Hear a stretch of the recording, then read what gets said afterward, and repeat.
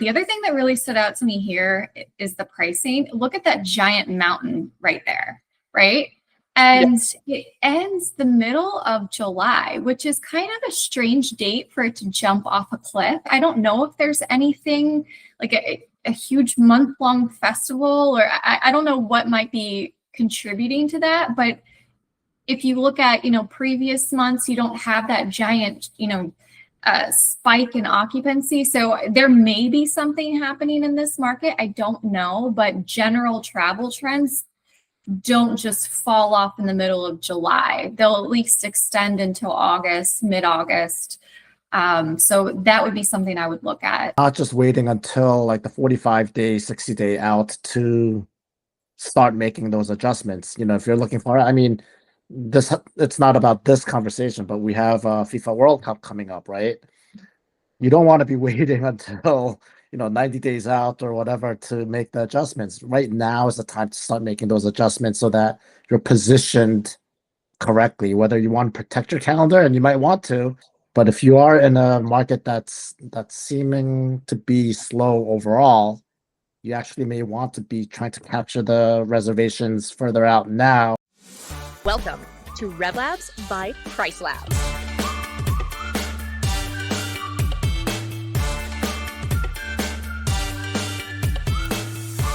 Hi, everybody. Welcome back to another episode of RevLabs by PriceLabs. We have Emily and John with us today. Awesome. So today, first of all, happy Thanksgiving, everybody. Pretty cool to have a Gobble. episode. Gobble, gobble. Thanksgiving. So we are recording this obviously a couple days ahead of Thanksgiving, but this will be coming out on the holiday, and it's perfect because today's theme, we're not just focusing on a single state and a couple markets the way that we normally do. We're actually going to be looking at different markets, the top performers and the bottom performers in the US for the upcoming holidays. So we can talk a little bit about Thanksgiving, saying there's only 2 or 3 days until we actually hit that mark, but really we're going to focus on sort of the Christmas and New Year's holiday and seeing where different markets, we've got sort of 3 bottom markets and 3 top markets, talk a little bit about what you can be doing if you're pacing behind, what you should be thinking about if you're pacing ahead, and just dive into some of the data.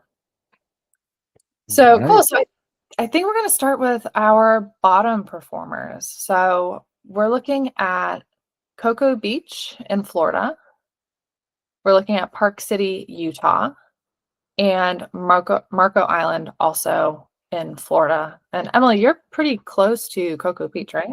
Yeah, I live in Cape Canaveral, which is basically northern Cocoa Beach. So yeah, I am here and I've worked this market. I haven't done it in a little while, but I've lived here for quite some time and I worked this market for over 10 years. So very familiar. Cool. So maybe you'll know the difference between the data and reality, right? I can help share some insights, but obviously we have to follow some of the data. Yeah. Cool.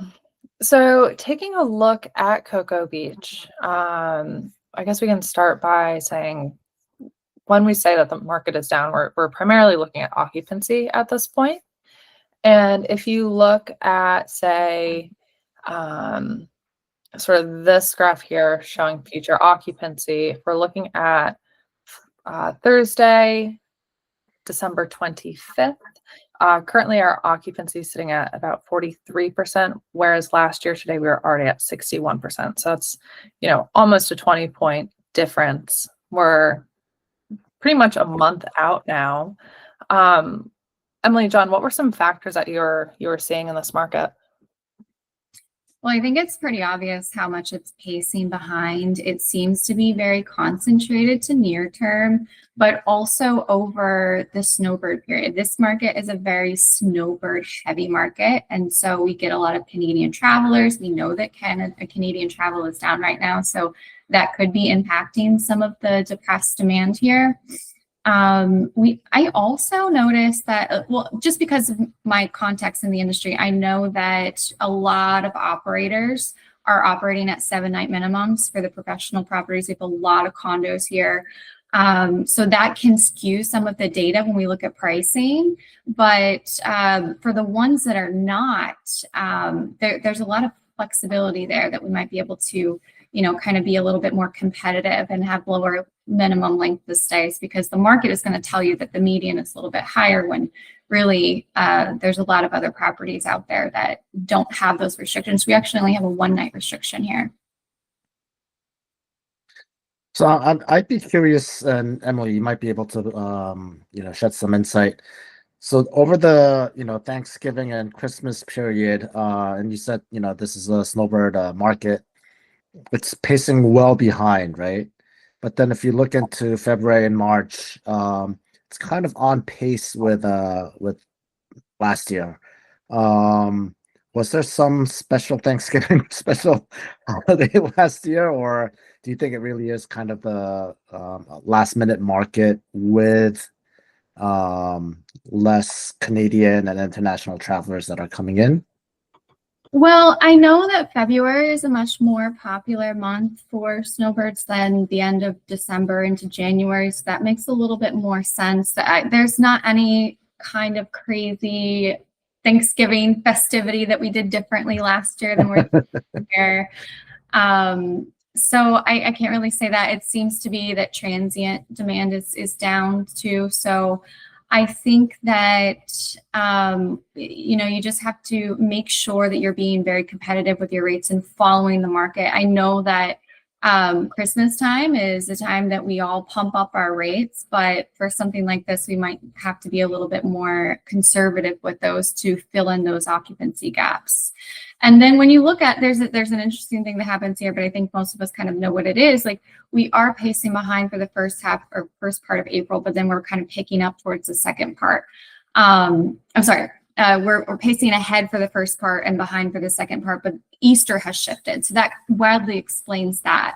But another thing that I want to point out for this market in particular is that in March, that's a super high transient demand time, but it's also a very high time that snowbirds want to book. So you have this overlapping demand of different customer segments, and one is much more profitable than the other. So for people that are operating in this market, if you don't know already, unless you're getting those multi-month bookings where you're getting a higher rate in January and February, and making them or letting them stay in March is advantageous for you, I would highly advise to kind of switch to weekly bookings or something shorter rather than go for those monthly for such a high demand period of time. March is our busiest month.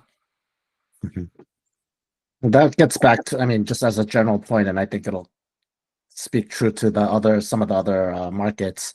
Those like 1 week stay restrictions, essentially it's a strategy of trading off ADR for occupancy, right? You want that 100% occupancy for the week, and so you're willing to give it away at a much lower ADR. And to Emily's point, when you have those high demand periods, relax it, and you will find people who want to stay and pay a lot more, right? So I think that's what you're getting at.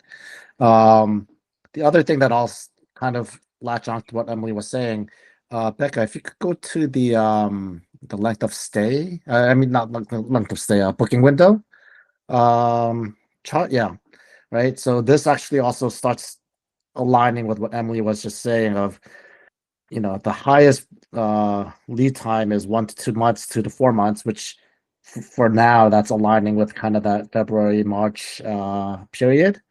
And then, you're kind of filling in with these last minutes. So maybe that's also part of what a bigger impact this year than last year in terms of the overall demand in the market. So very simplistic point, right? Don't, in a market like this, like, don't say, well, last year I got this rate, so I'm just going to sit around and wait for it to come, December, January. It really is, okay, there's a noticeably lower demand in the market. So if I have the flexibility to try to capture that, that booking a little further out at a lower rate, you're probably going to come out ahead way more than holding out, and then having to dump rates on December 12th or whatever it may be. No, makes a ton of sense. And I'm going to actually have us switch over to Marco Island. This is another area in Florida. So we might see similar things here, and then we can switch over to Park City. So looking at this area, we're not seeing as drastic of the market pacing behind. Looking at that Christmas date, if I can find it. Last year occupancy, we were just under 60%. This year we're at 40, so actually it is still pretty significant. Less so as we're getting closer to New Year's. And again, we're seeing that it's a little bit down for Thanksgiving as well. Was there anything interesting that y'all saw in this market that you wanted to point out? I think just a quick initial observation is Cocoa Beach, there was a big dip in the holiday season, but other time periods were, kind of pacing on par with last year. And this market is where it's just kind of consistently pacing behind last year, right? So the overall market is just slower. And then getting back to Emily's point on Cocoa Beach, maybe there aren't the kind of overlapping. I'm not familiar with Marco Beach as a market overall, but maybe there are less overlapping segments that are looking, and so the overall market is kind of going with a slightly slower demand period. Is kind of what I'm reading into, this graph. There's also an increase of supply, whereas demand has not outpaced it. So that's something to consider. You're fighting for the same, the same piece of a bigger pie, and there's just more that we have to fight for. I also wanted to, these things are so easy. There's amenities that are completely mismatched here. So adding things like beach essentials, cooking basics, hot water was one that was very weird to not have included, but these are super quick wins you can add to it. And I also noticed with this market that there were very minimal weekly or monthly discounts when you do have demand for it. So there's just a mismatch there when you look at what's being booked versus how many are actually offering it. No, I mean, something like hot water, like I'm sure all the properties have hot water, right? Right. So it's actually the fact that you check it off in your listing, not to go and get a hot water heater and install it in your property as an amenity. I would hope. Right. Yeah. No, and to your point, Emily, about the weekly and monthly discounts. So this chart here is basically showing the spread of different length reservations over time. So the darker grays are those longer, sometimes maybe snowbird bookings that are 28 plus nights, getting into 14 to 28 and then 7+ nights. And that's especially where we're seeing things are looking pretty good in between like February and April. And most of those, or a lot of those, are those longer bookings. So if you're struggling to catch up, definitely getting some of those discounts would make you a little bit more competitive in these markets. And I do realize it can be hard on Airbnb because having those monthly discounts, you don't want to do them for all of the year. You want to do them for, like, you want to protect July. That's going to have a completely different traveler segment than in, your snowbird travel segment. So I do understand it can be difficult, but at least like on your direct sites or anywhere else, you can make sure that you are communicating that because there is demand for it. So overall in this market where we're seeing, longer length of stays, longer minimum stays, how would you be more flexible on that front, considering, we've got 30 days to fill Christmas, New Year's? What levers would you be pulling at this point as a revenue manager? Oh, right now for near term, I'd be pulling all of them, right? You're kind of pacing dramatically behind last year for right now. So you're not going to be able to fill in those 30-night bookings. That's just not even on the radar. It shouldn't be on the radar right now unless you have an imposed minimum. But if you have the flexibility, you should be lowering your length of stay dramatically. And I mean, I'm not saying go down to one night, but within 7 days, maybe you're looking at a 2-night rental, even on the holidays, because you don't have a lot of time to book them. So if your market's pacing behind, you have to be more competitive. Can you scroll down to the length of stay graph? Because I think that goes to exactly what Emily was just saying, right? So in the near term, between now and the new year, the shorter stays are about a third of the bookings, right? And then the other, in April and March, it looks like 90% are long-term stays. So right now, you definitely want to, if you can, relax if you're doing 7-day minimum or even 5-day minimum, relax it down. And you see there's actually a healthy amount of, is that like 2 days? So that, it looks like 2 to 3 days is kind of a good point to be at to stay competitive at this point in time for the immediate future over the holidays.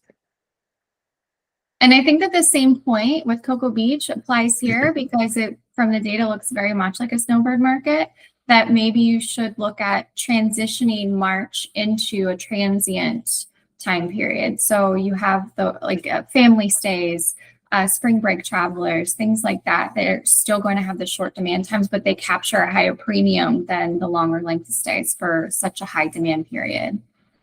I wouldn't necessarily recommend it for January and February right now, but for March, it's a March and April. You've got a lot of opportunity there. Makes a ton of sense. So switching gears, we're now going to Park City, definitely a ski market. Now, I haven't looked at the snow reports this week, but from talking to various people out west, it's been a little bit slower to pick up. And sometimes if the mountains aren't white, you're not really thinking about that mountain getaway or that white Christmas that you could be having. What are y'all seeing in this market? Leading up to the sorry. Oh, no, go ahead. Oh, I guess this, kind of leading up to the holidays, it was actually, it's kind of on par, and it's just like the peak holiday days, right? The Christmas, New Year. So this actually, I think, is relatively easier to catch up on. It's not like a market-wide, trend. It's if you are able to, again, be flexible, and I know that sounds like a lame lever, but just again, be a little bit more flexible than your historic, and you have time to actually catch up and have that similar results that you've had in years past is what I'm seeing. Right. So the other two markets we just looked at are struggling a lot more than this. This is just kind of limited to the end of December into January. So there's still time. Obviously, it's a very short lead time when, people are following the weather forecast. You don't really know what's going to happen, but you still should be trying to capture what you can right now and get that base book of business, because it's pacing behind right now. So maybe ADR is a little too not competitive, but too aggressive. Might need to lower that, along with some limitations, and even offering some discounts for longer stays. But this market does have more supply, same thing. So you're struggling against, more listings. So got to be a little bit more competitive. And sometimes that does kind of press that ADR downward. So again, I think if I see this kind of small pattern difference, what it indicates to me is overall, most of the operators are, last year we got this amount, so we can hold on to this amount this year. But fortunately, you have the time to be like, you know what, let's relax that just a tad to fill up the rest of the occupancy and have a fantastic, holiday season. So this market is one I would not be too stressed about, and just kind of make small adjustments along the way, right? Small little tweaks. Where the other two markets, I would probably take couple more dramatic adjustments now, and then start making some tweaks. In about a week or two, depending on how the portfolio responds. I agree with you, John. And this market is highly professionally managed. So you have a lot of operators that are using dynamic pricing, and it really shows in the data. So I would say good job to the operators here. You're doing well. It's just, small tweaks like John said. Cool. So before we move on to the top performers, maybe let's summarize in 3 points. If you're in a market and you're looking at your upcoming holidays or upcoming key high demand dates, maybe 6 months from now, and we're looking at, Memorial Day coming up, what, besides flexibility, the easy lever flexibility, what should people be doing maybe 30 days out, 45 days out? How should we be thinking about demand for these high demand dates? Well, it all comes down to pacing, right? So if you're pacing behind, you have to understand how much time you have to make up for it. And the shorter amount of time that you have, the less leverage you have. So you have to be more dramatic with your ADR changes to catch up. So ideally, you would have been doing that further in advance. You're not waiting until that 30-day mark. When you start to see those signals happening, you're making those minor changes in advance. You're not having to make the big changes last minute. But if you are in that last minute situation, you kind of have to pull all the levers, right? Because you can't have the majority of your home sitting empty because you shot too high there. So you're going to have to be flexible on your ADR, be flexible. I know it just is what it is, how we do it.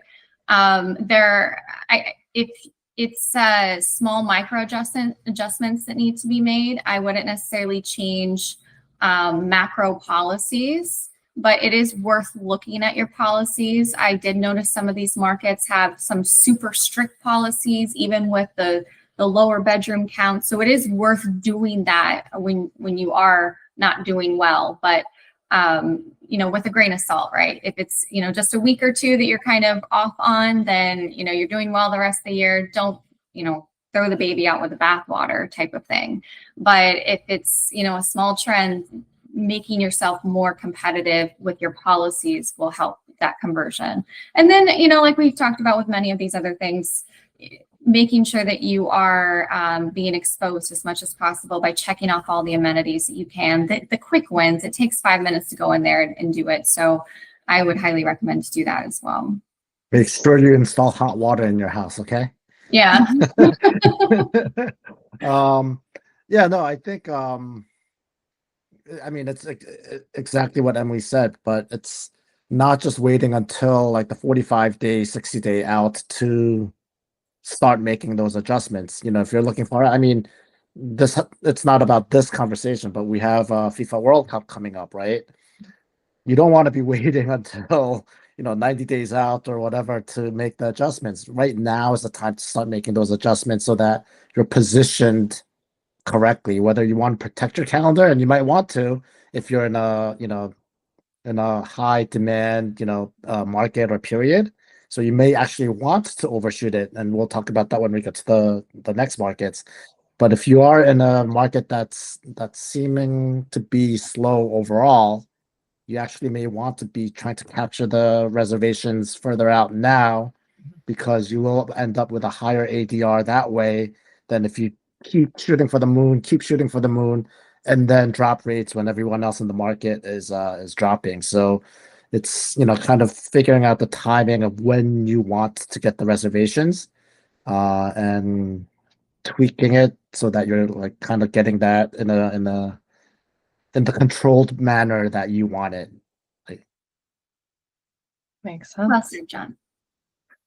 Let's move on to our top performers. So first we have Beach Mountain in North Carolina, followed by Pompano Beach and Sayreville. Now, Sayreville is interesting because in the top 5, Gatlinburg and Pigeon Forge also showed up.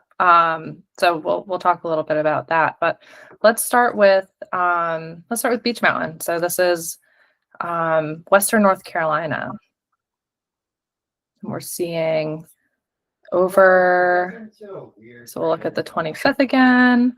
So we're seeing just slightly, actually pacing behind just slightly for November 25th, but overall for that week, it's pacing ahead.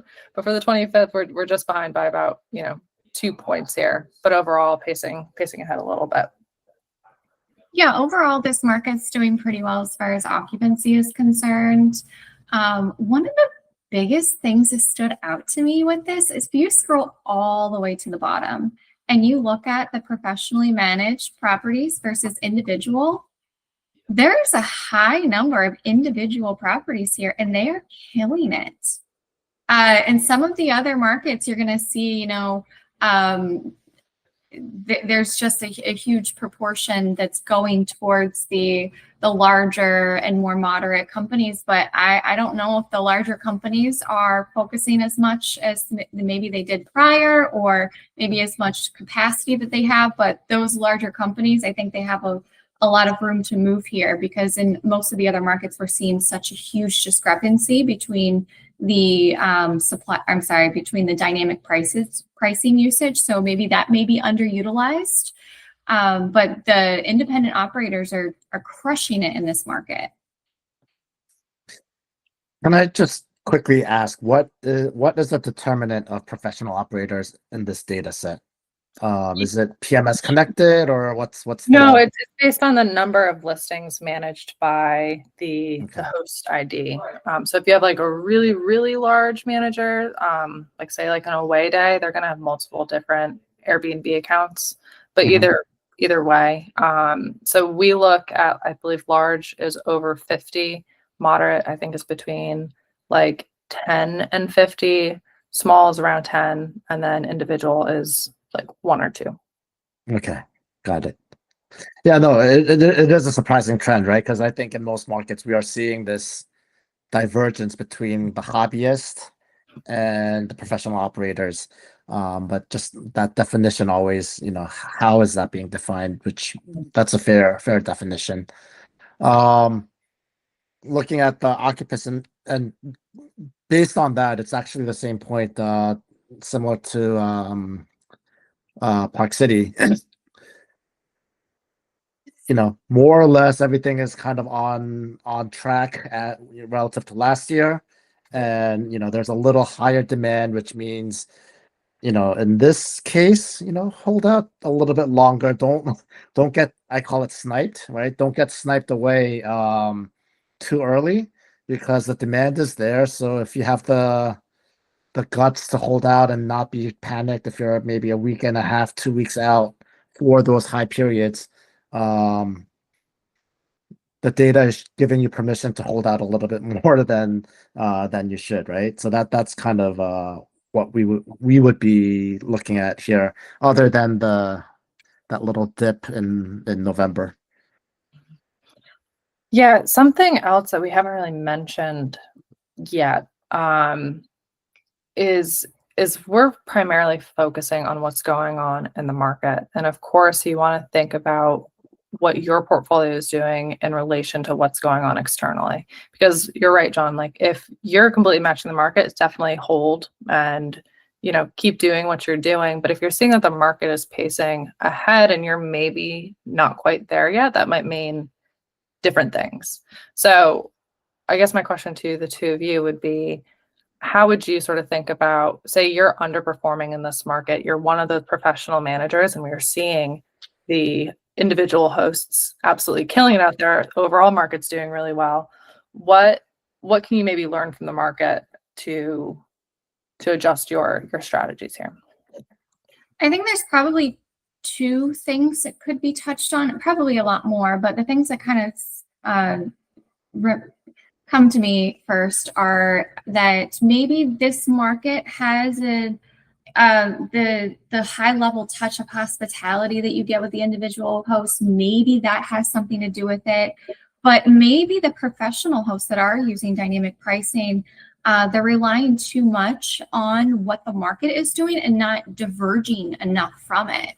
So if you were to undercut your competitors or to add more strategy into your dynamic pricing tool, and not just set it and forget it, then you probably will be able to very quickly outpace the individual operators.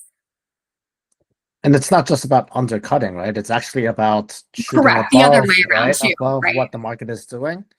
And so getting back to what, Becca, what you had asked, even if my portfolio was pacing behind, again, because the demand is there, I wouldn't be freaking out. I would actually be making small, again, it's very similar to Park City, small tweaks, maybe to a portion of your portfolio.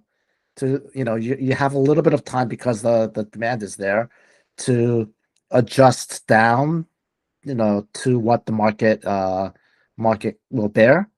But again, because the demand is there, it should be small, consistent adjustments as opposed to, oh my God, holidays coming and we're about to miss out.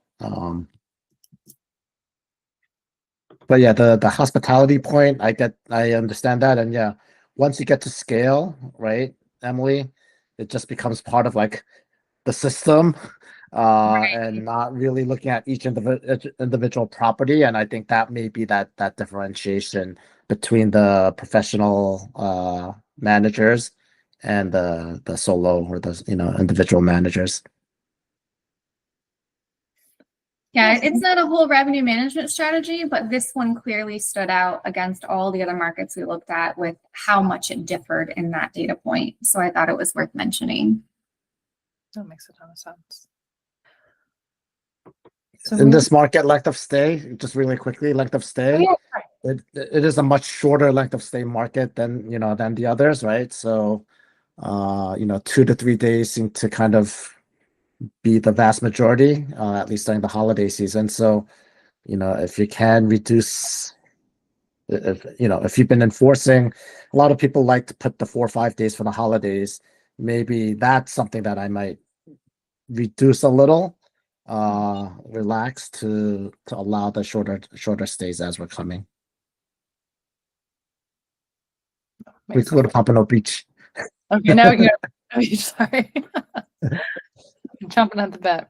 Cool. So Pompano Beach, we found that they were pacing ahead 9% over the holidays. So if we look specifically at Christmas again, 56% occupancy versus 52% same time last year. We're seeing again more gains as we're getting closer to New Year's. We're also seeing that Thanksgiving is slightly pacing ahead. Overall, this looks like a really healthy market, though. Yeah, there's probably, and granted, you do have to take customer segmentation into perspective here because this could be pushed up by higher segment like snowbird travel. But I would look at that time period between February and April and really see if there's room to move up those rates because you are pacing ahead in occupancy. You have the time to be able to do that. And especially if you're allowing that lower length of stay, this is the opportunity you can even do better. So I would suggest that for sure. And then another thing, and John, if you have anything to add here on the actual No, go ahead. stuff, okay. No, go ahead. But if you scroll down, the other thing that really stood out to me here is the pricing. Look at that giant mountain right there, right?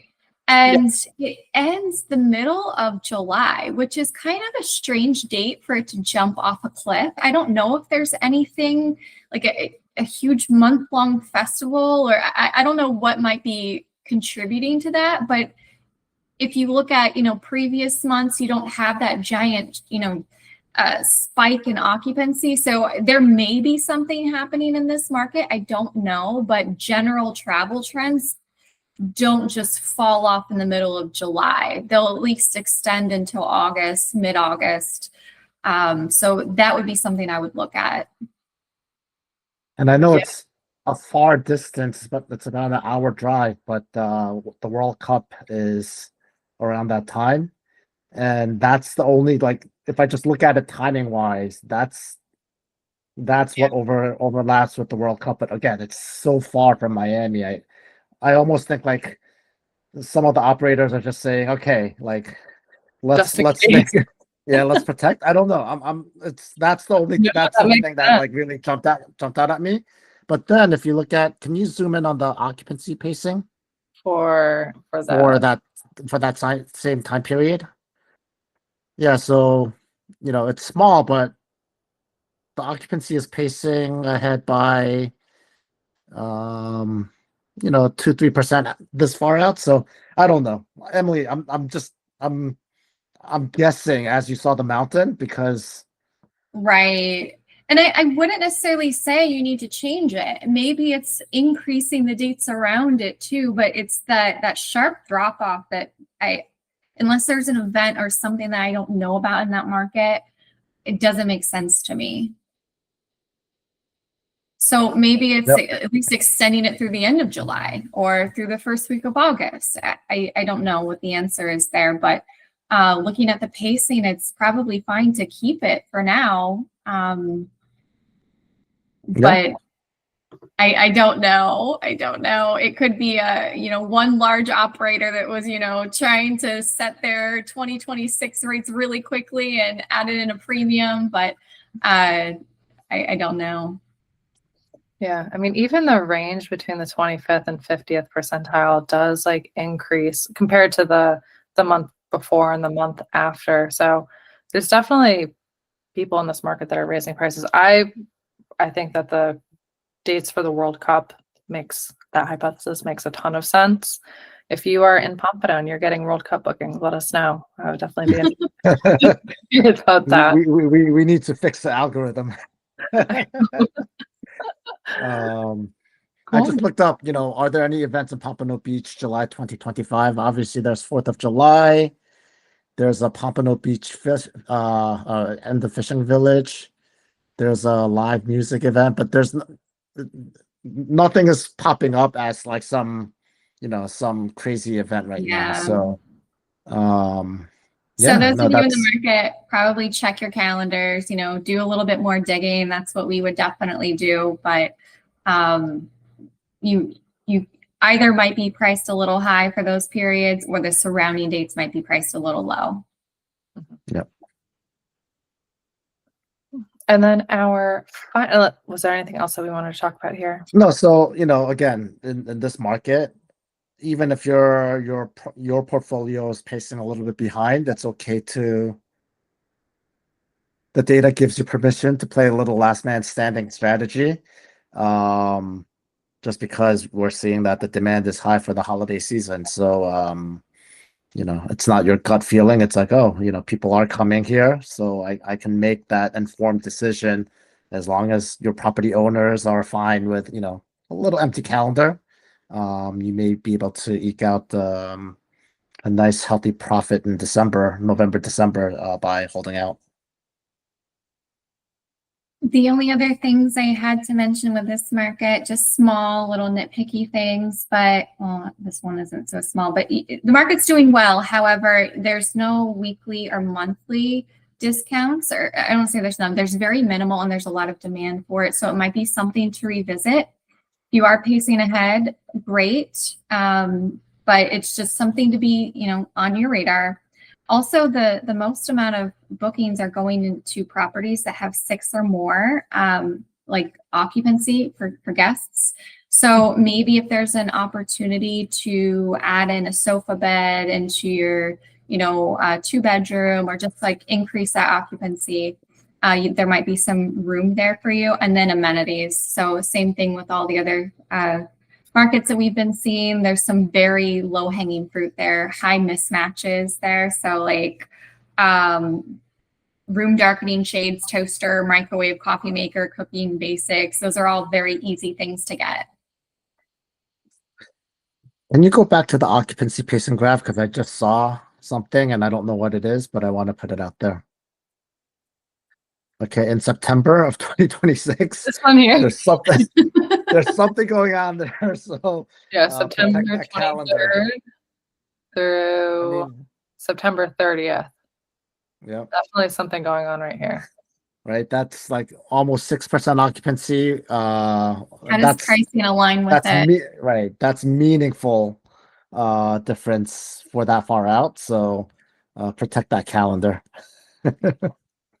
Sorry, I know Yeah. it's next year, but I just saw that as you're scrolling Oh, away, and I was like, "What is going on?" what the heck is this? Interesting. Again, if y'all know, if you're in Pompano Beach and you know what's going on at the end of September, let us know. Beautiful. So last but not least, we've got Sevierville. I can never decide how I want to say it. But a market that we hear a lot about, right in the Smoky Mountains, huge drive-to market. I think there's like 4 national parks right around there. So really, really fantastic place to be. What are we seeing in this market? I think that this market is highly, highly professionally managed, but it's a legacy market. So there's not a lot that we're going to be able to tell you that are listening. One of the things that I did notice, though, and I don't know if this is for all properties, but if you look at the day of week pricing, Fridays are priced much higher than Saturdays. Scroll up just a little bit. You're right. Day of week pricing. Yeah, Fridays are much higher than Saturdays, and usually you have that 3-night minimum length of stay. I don't know what's driving that decision, but it's just something that kind of stood out to me. When they're, if you look at the occupancy, it's kind of similar. So not sure what's going on there.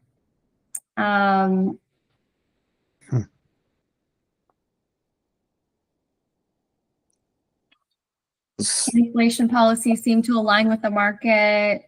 Anybody who's doing dynamic pricing is a clear winner in the market, which is a lot. So, I mean, props to everybody that's working hard in this very scrappy, competitive market. Yeah. One thing that I think last year holiday, this whole entire market, the Smoky Mountains market, everyone was accustomed to the 2022, 2023. So everyone had it was a down year last year because I think a lot of people held on to, is that what, right? Mm-hmm. People held on to the rates and everything, right? And I think what this is showing this year is the market has learned, adjusted, and are not holding on to I'm going to get my Christmas booking on the 20th at 3 times, Mm-hmm, like right. everyone has kind of learned to operate within the realities of a balanced market, I guess.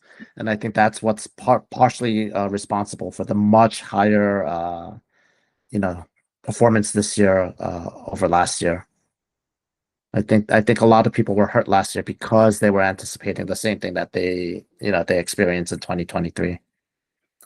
So potentially something that these markets that we talked about at the beginning of our chat, where they're not doing very well, maybe they're in for a bit of a hard lesson this year, but next year, if they learn from their lack of confidence or lack of flexibility, Right. there might be some things that we can, do better in 2026. Yeah, but that's what I'm seeing here. Sorry, Emily. Sorry, I totally interrupted you. That was me being rude. No. Can you scroll down just for the length of stay real quick? Yeah, there's it looks like that's maybe Easter, that little spike there, but there's also quite a bit of 1-night bookings during that time period for that far out. We know that that's going to be high demand, so you might have some opportunity to increase that minimum length of stay. So it's probably being driven by the smaller, studio, 1 bedrooms, all of that. But even those can have a longer length of stay. So I would maybe look at that period. Yeah, even over the holidays, we're seeing a decent number of these one night bookings that are coming in. At this point, if you're in a market that was doing relatively well, how would you all think about your minimum stay strategy? I would still hold like 2 to 3 minimum, and maybe within the last 14-ish days, maybe relax it that way. Because again, the demand is there, and so reduce the likelihood of having a gap night. That Right. that's what I would do kind of generically. I think when it gets down to that low of a minimum, it becomes an operational question too. Mm. I know that this market is particularly difficult with finding vendors and, especially doing those high turnovers during holiday dates. That could be hard on the company, hard on you as an independent operator. So it does become sort of an operational question, but you would definitely want to segment it by bedroom size. So you have a higher chance of a longer length of stay happening with a larger home than you do with a smaller home. Well, you know what I mean.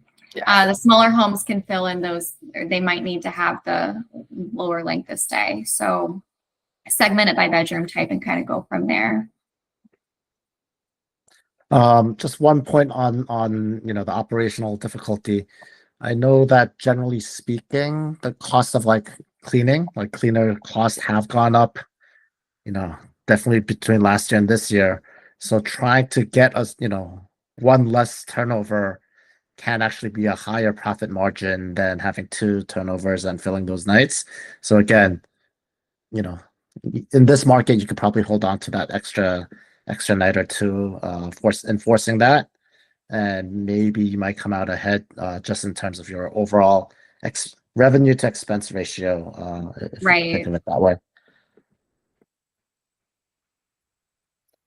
Very cool. That- Well, so we've gone through our 6 markets. Maybe we can end on just a final thought for approaching the holidays as a revenue manager. Maybe something you're thankful for, seeing it is Thanksgiving, and we can wrap. Well, as a revenue manager, take a deep breath, right? This year has been very up and down, right? And we're towards the end of, I guess there's no finish line per se, but we are wrapping up. Looking at these markets, there are opportunities to actually catch up on any missed revenue in earlier this year in some of these stronger markets. And so you can kind of catch up here. But yeah, I mean, I don't think 2025 was as bad as everyone has been, saying it has been, or have been lamenting, but it did require being more vigilant and not set it and forget it and let things just ride the way things are. And I think moving forward, that's going to be the reality of how revenue management is moving forward, moving into 2026. But and then what am I thankful for? I'm thankful for you guys. Like being able to have these conversations, every month is amazing. So I'm thankful for you and the overall industry because that's given back so much to me and my family. So that's what I'm thankful for. Oh, that was so heartfelt and sweet, John. Well, I'm Emily, also what are you thankful for? Industry. I'm thankful for you and Becca and everybody in the industry that has also provided me with a living, a community, all of that stuff. So thanks for having us here. I will +1 all of the things that John said. He made some really great points about being a little bit more vigilant. We had to work a lot harder this year. I think it depends on what market you're in. If you say your sentiments on 2025 for sure, as we've gone over many markets that have had very drastic behaviors. But at the end of the day, you can't control the market itself and the demand, but you can control your individual levers and how you respond to it, just like in life. We can't control the things that happen to us, but we can control our response. Same thing with revenue management. So I would say that the same kind of high level points across the board with, don't chase the curve, make sure you're getting ahead of it. I will be, sleeping very well on Thanksgiving because I've made sure to get ahead of it in advance. But if you are trying to kind of fill in those last minute bookings, depending on the compression levels in your market, I don't even know that if I would lower those rates super low because you do have some cancellations and rebookings and all of that. But, if you have a super high, if it's a market where it's super compressed, I would probably leave the rates alone and see what happens. If it's a market that there's 40% more occupancy on the books and your company is okay with booking last minute, I mean, I would probably try to be very aggressive even during the holidays because you have zero time to book it. So it depends on your strategy, but like we mentioned before, it's how we respond to it. So develop a strategy and stick to it. And again, thank you for having me here. Thanks for everything, Becca, that you do for the industry. To be clear, I did not mean to throw the Thanksgiving thanks in here for y'all to just like love it. I know, but I do think that this the RevLabs initiative that you guys are doing is really great for your listeners, and just thankful to be here and be a part of it. I love it. Love it. And what about you, Becca? Well, obviously thankful for you guys, thankful for PriceLabs, RevLabs, all of the great minds in the industry that I've, had the pleasure of meeting and talking with throughout the past year, both through RevLabs and PriceLabs, but also the work that I've done with RevProf. Little shameless plug. Hopefully some of you that are listening to this are on your way to the Data and Revenue Management Conference that'll be happening next week. If you all have not heard of DARM, it might be a little bit late to join this year, but definitely look into it next year. It is one of my favorite conferences. Emily, John, and I will all be speaking there, along with a ton of other great minds. So yeah, just really thankful for the community that we're building and that I've sort of been taken under the wing for over the past year, past couple of years. So, well, cool. And I think, Becca, if we're looking at the data, we can all be thankful for dynamic pricing because it clearly shows in the data. Yes. You mean not having to enter rates once a year and then update it? That's called setting and forgetting. Yeah. Love it. Well, everyone, thank you so much for tuning in. We will have more RevLabs podcast episodes coming out soon. If you have any feedback, questions, reach out to us, support@pricelabs.co. And until next time, thanks so much. Thanks. Bye. Bye, guys.